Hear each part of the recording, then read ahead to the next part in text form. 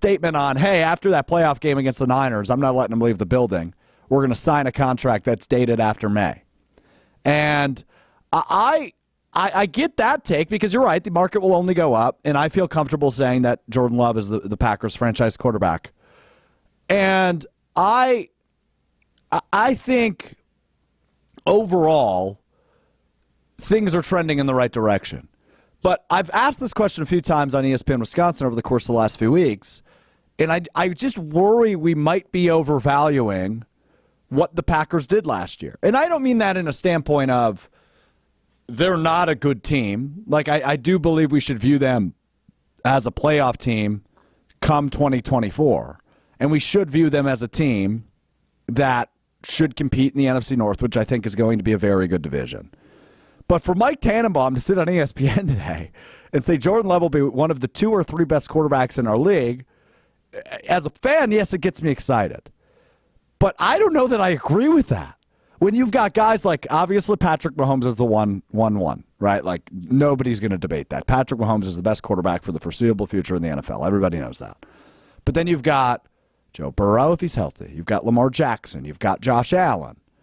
Are you ready to say Jordan Love is in that camp? C.J. Stroud had a pretty good rookie year, by the way.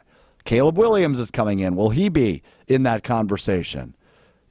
I'm missing guys, right? Justin Herbert with Jim Harbaugh now in Los Angeles. How do we view him in terms of the poll of quarterbacks, the ranking of quarterbacks? I love the excitement, and I hate to be a negative Nelly on a Friday. But when I heard him say that this morning, that he's going to be 2 or 3 of the second or third best quarterback for the foreseeable future in the NFL, boy, oh boy, am I saying pump the brakes. Because let's not forget, when looking at Jordan Love, you have to look at the full sample size. The second half of said sample size was incredible and would prove Mike Tannenbaum correct. But the first half of the sample size, Jordan Love was probably not even in the top 15 quarterbacks of the NFL last year when he went through that September and October stretch. It was early November when he turned it around. And then he was awesome with a young receiving core, young tight ends. I think he is in place to be a top 10 quarterback, and he deserves to be paid like a franchise quarterback. I hope they get the deal done. I think May 3rd is the date they can legally do it. May 3rd, I hope, is the date they're putting pen to paper. But boy, am I nervous that we're overvaluing what Jordan Love did for the Packers and what he can do going forward. Hunter, am I out of bounds by saying pump the brakes a little bit on Jordan Love? No, because I think he needs to do it more. Like you said, he was great that back half, and that's awesome. Let's see him do it for a whole season, because we've had these guys do this before in other sports, other positions, where you just, for whatever reason, things click, things work well, you have luck on your side, and everything's great. But then if you don't have that going for you, what happens? So he needs to be more consistent with it. And I'm not saying that he's really even inconsistent, but I just want to see a larger sample size before I all of a sudden say, oh yeah, he's not the same level of that. I see the flashes. I see where you can make that like mental jump, but gosh, just like let him just like have this like good first season and just be like, okay, he's got potential. He looks like he could be it.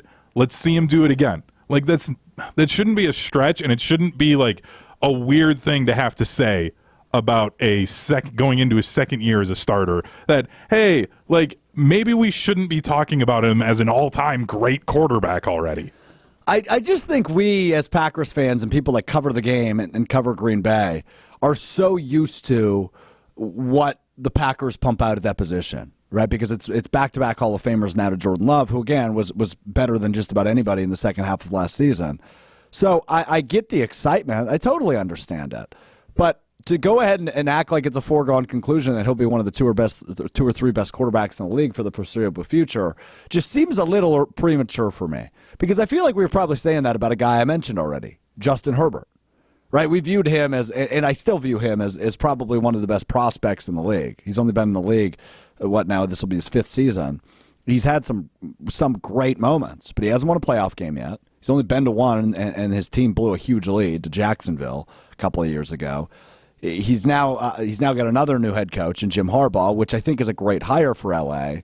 and I think Jim Harbaugh will put him in an amazing position. But look at the pieces around him now, right? They tore it down to the studs when it came to guys around him. So it's hard to be a great quarterback in this league. I mean, we've got example after example after example of guys that came in and maybe had a great start to their career and were unable to make it happen. Speaking of great starts to a career, the Brewers' season is officially underway, and stepping into the batter's box for the first time in his career in the MLB is Jackson Chourio. So I'm going to spin the wheel, and I hope we get the Brewers because I'm watching Jackson Chourio right now in his first at-bat leading off for the Brewers. And we do get the Brewers. Sometimes things just work out the way you want them to. Wow. Sometimes things just work out the way you want them to. Opening day in the MLB yesterday, the Brewers, due to a storm Wednesday and Thursday in New York, no roof on Citi Field, postponed until today. So today, opening day for the Brewers. First off, Hunter, before we even talk Brewers and the outlook for the 2024 season, I am very annoyed that they postponed the game for Thursday on Wednesday in New York. And I know Citi Field doesn't have a roof, so you can project those things. But A, you should get a roof. Number two, retractable roof like AmFam Field has. And number two, why are you calling it 24 hours ahead of time? That seems strange to me. Do they do that always in New York? I don't follow the Mets very closely. Is this something that they usually do? Well, I also don't follow the Mets. Yeah, but you're more of a baseball guy, by the way. Hey. 4-pitch walk. Nice. Yeah, 4-pitch walk. It's a great at-bat. First at-bat in the show. You see 4 pitches. That is great. First at-bat in the show. Yeah, Jackson Chourio makes his first appearance on first base for the Milwaukee Brewers. 4-pitch walk. But yeah, they do this sometimes. Like, I've seen other teams do this where it's like very clearly like, okay, there's no way this thing's missing us. Like, let's not sit here and mess around with it and have everybody, for the Mets get into the subway and file to the stadium to then just be like, oh, nope, sorry. So I just don't understand why Major League Baseball insists on the New York teams and the Chicago teams having opening day games. Like, just give it 2 weeks. The weather's going to get way better. Yep. Let the Brewers have just always be a home site and then have everybody else go south. You can figure out a way to do that. Toronto has a retractable roof, so they could host like the Yankees and the Red Sox. Like, you can make this work, and we don't have to worry about this. We don't have to deal with this because the first 2 weeks of the season, we're all of a sudden going to hear, oh, well, the Rays and the Yankees have a game that's scheduled to be played at Yankee Stadium, but it's actually now going to get pushed back to a doubleheader on July 18th. And it's like, what are we doing? You don't need to do this early in the year. I don't get it with baseball. They're so weird. Yeah, no, you're right about that. All right, let's talk Brewers a little bit. So let's start with the pitching staff, Hunter, and I'm gonna lean on you. You're a bigger Brewers fan than I am. Obviously, I support the Brewers. I will head to many games and drink many beers at AmFam Field this year. But I don't watch all 162. I don't watch. I probably watch. Full games, maybe 30 or 40. I'll turn on quite a few. I'll follow them and the box scores and stuff like that. I'll listen on the radio network on 620 WTMJ here and there, but I don't get full-blown baseball mode all the time. Is Chourio safe at second? Nice. First stolen base of his career right there. Oh, man, that kid's going to be fun. And I think we're going to say that sentence a lot, not just about Chourio, but about this roster this year. We'll talk pitching staff, though, first. Woodruff hurt. He won't play this year. Correct. Corbin Burns is an Oriole. And pitched really well for the Orioles. I'm not bitter about it at all. No, as he shouldn't be, as I'm sure no Brewers fans are bitter about it. Craig Counsell is a Chicago Cub now. He's the manager of the Cubs. So a lot of changes. But overall, pitching staff not in great shape. Devin Williams, by the way, also out until midseason. Yeah, stress fracture in his back. Yeah, another stress fracture for him. So your rotation looks and also Wade Miley not ready for opening day either. So your pitching staff currently looks something of this like Freddie Peralta pitching today. He'll lead the rotation for the time being. DL Hall, who they acquired in that Corbin Burns train from the Orioles, is going to pitch tomorrow, likely against the Mets as the number 2 guy. Colin Ray, who saw some time at the end of last year in the rotation, makes his way up to the number 3 spot in the rotation. Those are kind of the 3 names you need to know, and then some of the other guys will fill in. And I don't even know who is that deep in the rotation. We'll find out, I guess, over the course of the next couple weeks. But your pitching staff is hurt. That's concerning. Woodruff's not going to play this year. You're not going to see Devin Williams till midseason, and you'll never see Corbin Burns again, who's in Baltimore now, who won the most games in the MLB last year. So, not great. Not great. Yeah, not great. Right now, the starting rotation is just survive until Wade Miley can come back. Pretty much. For the back end guys, because then you start pushing guys, further back down. And I mean, DL Hall, he looks good. He's a lefty. He can throw some gas. He looks like he's going to be a good starting pitcher for this team. I'm just kind of okay, can we keep it under that 5 runs? Keep it to 4 runs a game, and maybe this offense, maybe Christian Yelich, who's up to bat right now, is somebody that kind of gets a little bit better, and then you just win some high scoring games. This kind of feels like the Bucks. A little bit of okay, the moves now are going from being a defensive first team to we're going to try and score a bunch of runs and just try and outscore you. And I hope it works, because we've seen that it at least worked if you have a good pitching staff. Yeah, you're right about that. So now outside of the pitching rotation, just a lot of young guys, right? So Sal Frelick, who's my favorite player these days, he makes his opening day debut today. First opening day for him. Obviously was with the Brewers for a good chunk of the season. Nice drive by Yelly. Will it be an RBI? No, they're going to hold Churio at third. But a single. Oh, man, for Yelich in his first at-bat of the season. He's back, baby. Say it with me, Hunter. He's back. He's back. And this is where the pessimistic Brewer fan comes in, though. They've got runners on the corner. There's one out. Guess what his batting average is this season? Yeah, that's great. No, I'm happy for Yelich. My problem is I've watched so much Brewers baseball, I know what comes next. They've got a man in scoring position. They're going to record 2 outs because they've got one out. It's going to be a double play. Yeah, you might be right. It's what happens. I can't help myself. We mentioned Churio, Frelick, Perkins, 3 of the 4 outfielders with Yelich on the opening day roster. You've got Bryce Terang, obviously back in the infield. Garrett Mitchell is hurt. He's on the injured list to start the season, but he'll be back. But the newest Brewer, their starting first baseman, his first at-bat now, Rhys Hoskins. That's the fun addition this offseason. That was prior to the Corbin Burns trade, though, so it got a little bit taken down a notch after they acquired Hoskins and then traded Burns in the matter of, I think it was 24 or 48 hours. But Hoskins is an exciting guy. He missed all of last season, but he was a 30-home run guy with the Phillies the year prior. I think he's a fun addition. He's a good bat. He's going to be your cleanup hitter for most of the season, I would imagine. I just don't know that this is this certainly isn't a 100-win team, but hopefully 90? Yeah, I think they're going to be flirting in that mid-80 range. From some of the projections I saw, that's kind of their mid-70s to mid-80s is kind of their ceiling. Unfortunately, if they're closer into those 70s, that's going to be pushing them down towards the bottom of the division. If they're up into the 80s, then you're talking about competing with the Reds and the Cubs to win the division. Yeah. So it's Rhys Hoskins is going to be feast or famine. You might all of a sudden be talking about here come June the fact that he hasn't had a hit in 6 days. It might be. And then all of a sudden he's going to go on a 15-game hitting streak and have 8 home runs and just be ridiculous. Let's just go on a 162-day hitting streak. Yeah. Yelich is on pace. Let's keep that in mind. It's true. Yelich it's true. He's on pace. Christian Yelich is on pace for a 162-game hitting streak. All right, let's go back to the wheel, Hunter. 3 things left to discuss. Badgers, Bucks, Marquette. A lot of basketball to wrap up the show. We will start, though, with the Sweet 16. Hunt Daddy.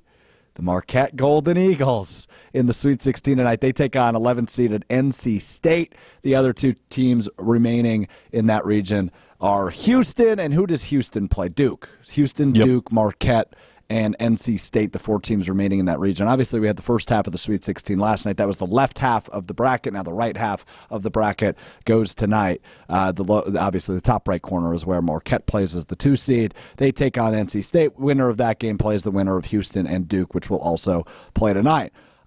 What I saw from the first weekend from Marquette was good. Right, like they kept it a little close in both of the games they played. Western Kentucky in the first round, but dude, you were right. Double play. I told you, it is Brewers baseball. This is what happens every time. First game of the year, and they show what they are. Every single time. Every time. I can't get away from it. I hate it. I can't believe you nailed that. I've watched enough Brewers baseball. I know what happens. It doesn't matter if it's Ryan Braun or Prince Fielder or Corey Hart or Jeff Jenkins. It doesn't matter. You got a guy in scoring position, they're going to ground into a double play. You were right. Every time. You were absolutely. Wow. I'm impressed by how correct you were. That was incredible. That's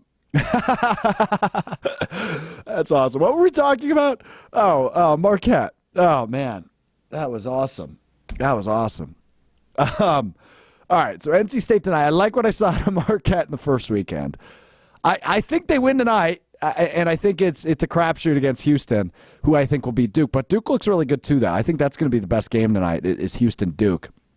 But Marquette's in prime position, man. They haven't been to the Sweet 16 since 2013. Shaka Smart is a terrific coach. I think everybody in the state, no matter what your feelings are on Marquette or the Badgers or the rivalry or whatever, I think everybody in the state can admit Shaka Smart is an incredible basketball coach. He's fun to listen to. He's fun to watch. He's intense as hell. And he puts his players in the right position. And I love that they've only gone 7 deep in their first 2 games, pretty much, primarily 7 deep. When the games actually matter, they only went 7 deep in their second-round matchup. So I'm really intrigued to see what it looks like tonight against NC State. But I think this could be a game that gets out of hand as long as they find a way to contain DJ Burns, the big MFer. And this could be a game that we see Marquette win by double figures. Tyler Kolek is the best floor general, in my opinion, remaining in the tournament. I think he is he just has unbelievable court vision. I think some of the stuff Cam Jones does, especially when he's on, man, like he's one of the best pieces remaining in this tournament with so much experience. We love Oso Iguodaro. You don't want to see him go out here. You'd love to see him go out in the Final Four. Obviously, him and Kolek being done after this tournament. So I feel good about Marquette's chances tonight, which is maybe a little too telling. Does that make you more nervous that I feel very good about their chances against NC State? I can't get any more nervous, so no. You're good. Just because it's been 11 years of waiting for them to like get back to this spot. So this is very much as a fan for me. I'm feeling like there's a chip on my shoulder with this team, so that's why I'm very anti like the Badger fans that are kind of like hopping onto the bandwagon, i.e. Jesse Nelson, who like talks a lot of crap after they beat. Yeah, but like somebody like Jesse talks a bunch of crap in December after they beat Marquette at the Kohl Center, and even leading into that game, it's, oh, this is Marquette's Super Bowl. This isn't really a rivalry. Oh, your little brother. This doesn't really matter to us. And now all of a sudden Marquette's into the second weekend, and the talk and text line on the shows, anytime that we start talking about Greg Gard and how he's a terrible recruiter, is all of a sudden, well, you don't really want to be like Shaka because he's lost the last 3 times to Wisconsin. Oh, see, we beat you in December. Like, no, you don't get to have it both ways. So I very much feel like this is Marquette Nation against the world, and I'm all for it. I don't want the bandwagon fans. I get that, but can't you just be positive on a day like today? I am. I'm positive about my Marquette team. I understand that, but you're focusing on the negative. I'm focusing on the negative because it's super annoying. I understand and it's that. sad. But let it just roll off your shoulders, bro. John Cena style. Just wipe it off. No, I have to address it. Let's focus on Marquette. Okay. Cam Jones is playing himself into the first round of the NBA draft. That's a fact. Now that's a fact. He's impressive as hell, dude. Oh. He's a fun player. Marquette's got so many fun pieces. And we're going to talk Badgers here in a sec. That's something they lack, dude, is like these incredibly fun, dynamic pieces. Cam Jones is one of them. Kolek is one of them. Iguodaro is one of them. They've got some fun bench pieces, too, right? Like, I've just been so impressed with Marquette down the stretch in the Big East tournament when they were without Kolek, the way they were beating teams and handling business. And they get blown out by Connecticut, whatever. Connecticut's blowing out everybody. Nobody can stop them. UConn's going to win the national title game unless something catastrophic happens to them.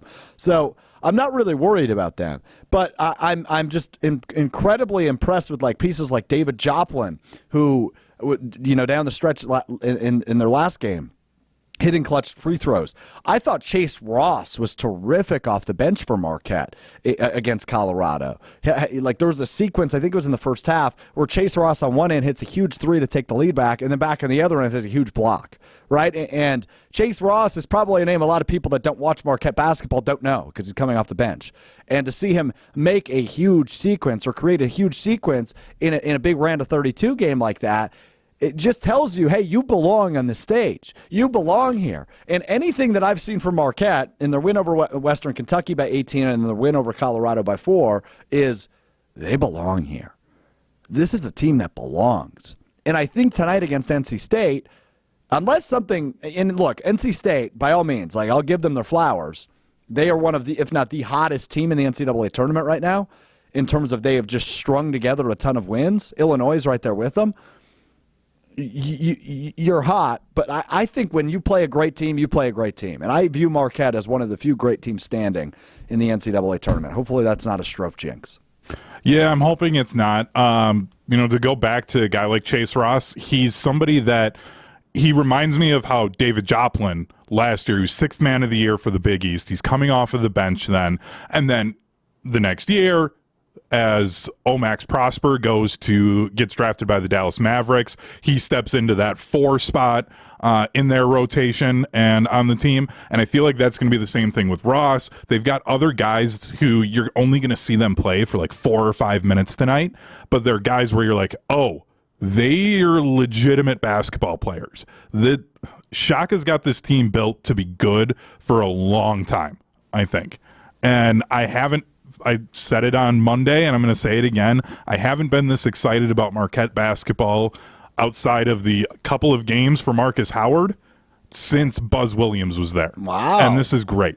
It's literally been since he left for Virginia Tech. I really haven't been super excited about any of those teams. And I finally can do it, and it's because Shaka has built this thing to a point where, okay, we might lose 3 guys to the NBA draft. It doesn't really matter because we've got 3 more guys who they have solid seasons might play themselves into the NBA draft again. That's fair. All right, back to the wheel we go. Back to the wheel we go. 2 things left to discuss. Bucks or Badgers? Which one are we discussing first according to the magical wheel?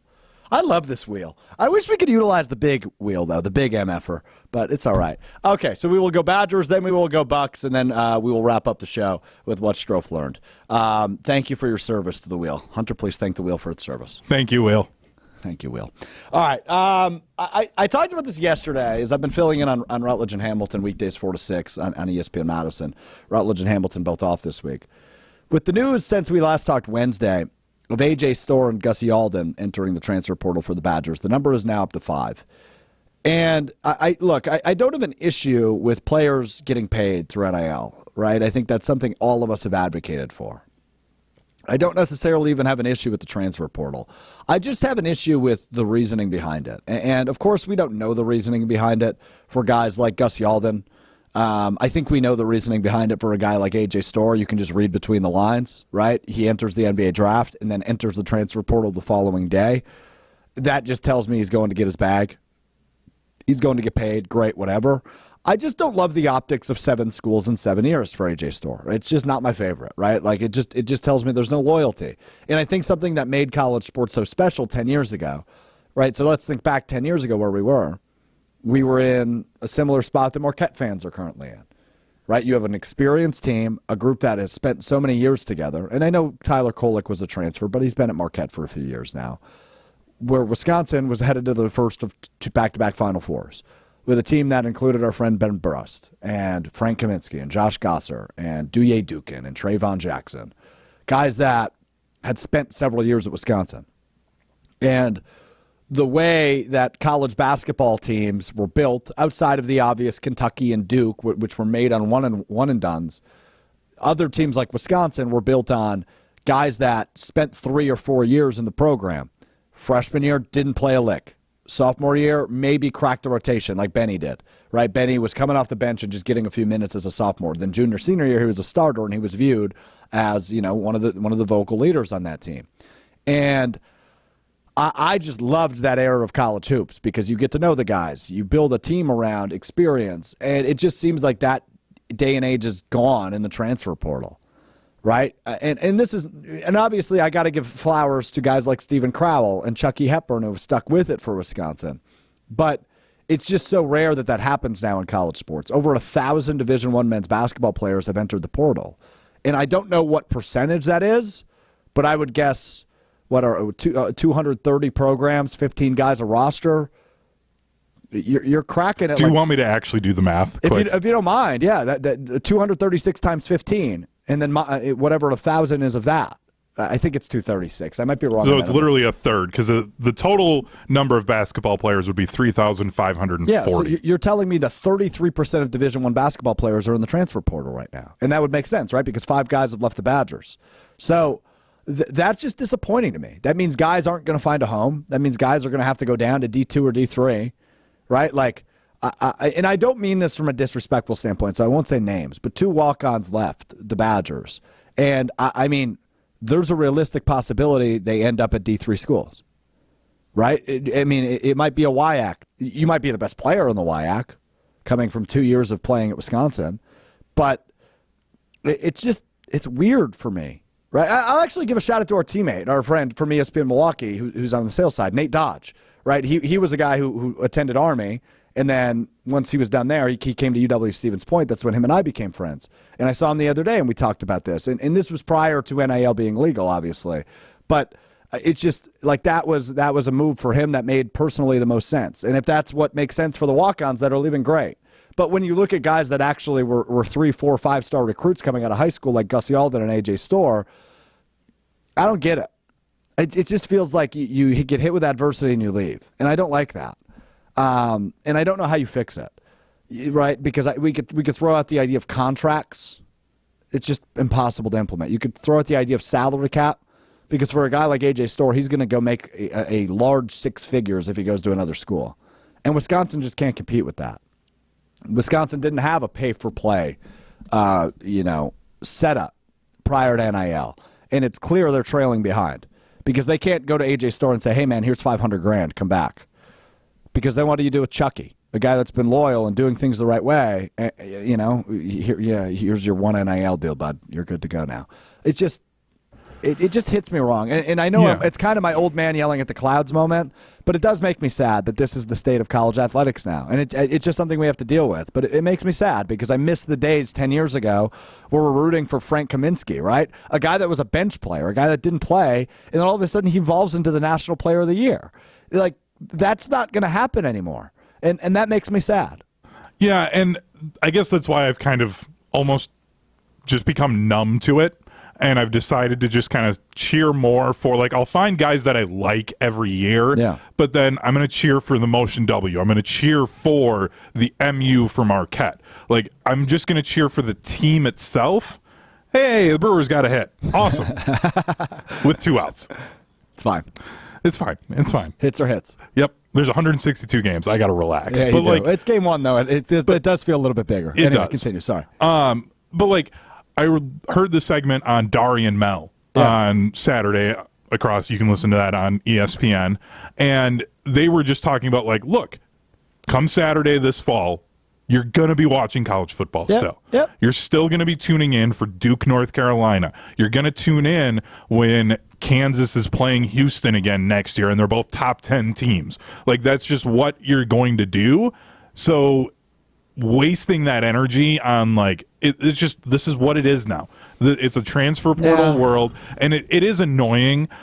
And I just have such a hard time because, like, I think about there's from DeForest, Max Weisbrod. Called one of his games at the 608 tournament. It was great, yeah. And he went up to, I believe it was Michigan Tech or Northern Michigan. It was one of those Northern two. Michigan. Northern Michigan, Division II school. He entered the transfer portal, and he's now going to go to Northern Iowa. He was great up there at Division II. He was He's going to terrific. take the step up to Division I. I get it then. Yes. And I'm like, I want guys to be able to do that. I want guys who, like, maybe you come to Wisconsin and you're from, say, like Nebraska. And you're like, you know what? Like, Madison just doesn't work. Like, I'm too far from home. Like, I was 4 hours away from my parents my freshman year at college. I hated it. I just wasn't ready for that jump. So I needed to go back home, and I made other poor decisions to cope with that. And that's part of why I had to go back home. But I didn't handle it well. So then you give these guys the ability to transfer back home. Like, that's great. There's great intention with what they're trying to do, but they were just like, okay, we're going to just let everything happen and just like, F it. Who cares? We're just going to let it go instead of saying, hey, let's roll this out slowly. Let's make a few changes here and there, and then we can find what the spot is of being like, oh, okay, this is where we're at. We can stop here and we're good. Instead of just saying, okay, we're going to let everything happen. And now we've got to try and get Congress involved to roll things back. And it's just going to be a mess and annoying. And I don't want to see athletic directors and commissioners of conferences get called in front of the Senate. That doesn't need to happen. You're so right. And I think it's that old saying, right, of like, you can't put the genie back in the bottle. Exactly. Right. And so you're right. We just have to deal with it, unfortunately.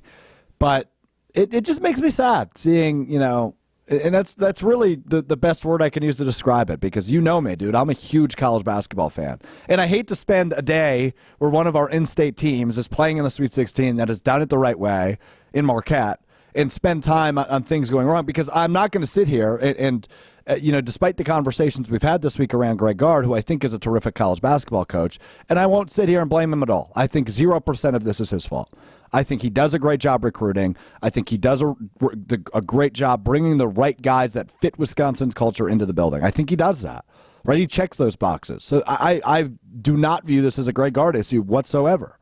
I think he's going to go out and fill these holes with the transfer portal, because that is what you have to do now. And that part bothers me too, is that you have to use the transfer portal. You just can't maintain anymore. Right, you're just not going to return. The Badgers had one guy leaving this year. It's Tyler Wall. Tyler Wall is out of eligibility, so he's gone. You bring in 2 freshmen next year, Jack Robeson and Daniel Freitag from Minnesota, and that should have been your roster, right? You bring back AJ Storr. You bring back Connor Essegian. And Essegian is a different case. We talked about it on Monday. I get that one, because I do legitimately don't think there's a role for him next year. And coming off of what was a terrific freshman year for him, where he averaged double-digit points, and then doesn't really play his sophomore year and wouldn't play his junior year unless something completely changed, because you're bringing back so many pieces. That was the one where I look at it and I go, okay, truthfully, I get it. I think that one, and to go back to Gard, not an issue. I think Gard maybe made the right decision in terms of the coaching, right? Like, you want your best players on the floor. You don't want it what maybe is viewed as a defensive liability on the floor. I get that. So I'm not going to blame Gard, but I get the Connor Essegian transfer. But AJ Storr I don't get. It's a money-motivated thing, I would imagine. The Gus Yalden one I absolutely don't get at all. That one I don't understand whatsoever. He gave it 1 year. He got in some trouble. He didn't play. They were likely going to redshirt him. And now he leaves already.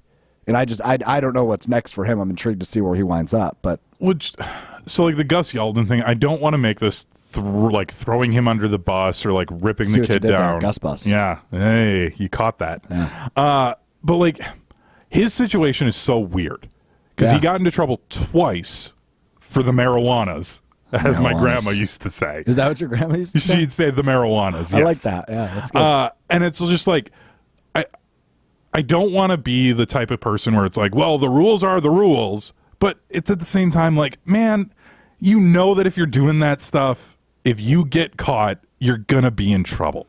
Like, just wait until you're done with the season. Mm-hmm. Like, you just have to go 7 months. Make it 7 months without doing it. That's it. That one was weird, too, because he was viewed as the guy that will come in and play as a freshman, and obviously that wasn't the case due to some of the troubles. And then Nolan Winter kind of stole a spot, which maybe Nolan Winter was always the plan, because I didn't see John Blackwell coming either, and he took minutes from Essegian. So I I don't know, man. It's a weird situation. We'll see where he winds up, and I'm sure we'll talk more about Yeldon when that comes. All right, last thing, and this one is honestly quick, so I'm glad it's the last one, and that's the Milwaukee Bucks. They lose their second straight game last night to the Pelicans. They lose to the Lakers on Tuesday. I already closed out of the wheel. Oh, wait, no, this is delayed. Never mind. You didn't pull up the wheel. Sorry. Pat on the back to me for admitting my mistake. That's my bad. So I honestly view it this way, right? They're 14-13 under Doc Rivers now in 27 games. They went on that nice winning streak outside of the All-Star break. Chris Middleton returns to the lineup, and things are a little wonky again.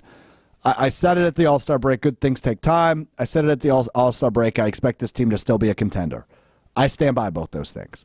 But the thing with good things take time, you're running out of time. And look, the Bucks fans are not going to be happy if you have a repeat of last year in the first round, which is losing to a team you shouldn't lose to in 5 games. That can't happen again. This is a team that needs to be in the Eastern Conference Finals, at minimum. And I think they can get there. The Chris Middleton piece of this is interesting because he returns from injury. He's had some really nice flashes, but you can tell he still needs to get back up to speed. Wait a minute. Was that a home run? Yeah, it was. Okay, there you go. Brewers just allowed their first home run of the season. In the bottom of the second. There you go. All right. But they haven't put it on the score graphic, but they're calling it a... It hit the top of the wall and came back into play. But yeah, they might review it. He just ran all 4 bases. So yeah. Oh, and they even sent off the fireworks, I think. Yeah, unless that's just like clouds. But okay, there it is. Yeah, they put the one on the scoreboard. So I don't know. I like using this as a measuring stick because my panic meter's at about 4. It's higher than it was, but it's not very high. Yours is where? I'm probably at like a 5. Like I'm just kind of sitting in the middle now because from what I've seen of this team now, we're enough games into Doc Rivers where I'm like, it's going to be hard for anybody to beat them in a 7-game series. I have a feeling that we're going to see like a quarterfinal matchup against like Cleveland, and they're going to end up being down like 3-2 and are going to have to come back to win it. We have a live studio audience today. Maddie Hayes, who runs our socials for ESPN Madison, is in the room, and she can't hear you. So I'm just going to repeat what you said so she can react. We're talking about the Bucks, and Hunter just said, I think what's going to happen is the Bucks will be down 3-2 to the Cleveland Cavaliers in the second round of the playoffs, and it's not going to end well. You agree? I could see that happening. It's a possibility, says Maddie Hayes, a resident Cavaliers fan. But she also covers the Bucks as well. Does a great job for us on our socials at ESPN Madison. All right, that's our show today. What Strouf learned is pretty much how we started the show. I learned we own a giant wheel for PR. Why do we have this? Thanks for spinning the wheel with us today. We're back with you Monday, hopefully reacting to a Final Four bid for Marquette. And hopefully the Badgers make an addition or 2 in the transfer portal. We'll react to it all coming up Monday at 12:30. Monday, Wednesday, Friday, it's Mr. Relevant. Appreciate you hanging out with us. Hunter, don't have an aneurysm this weekend, all right? I'll try not to. All right, we'll talk to you Monday. It's Mr. Relevant. I'm Alex Strouf. Peace.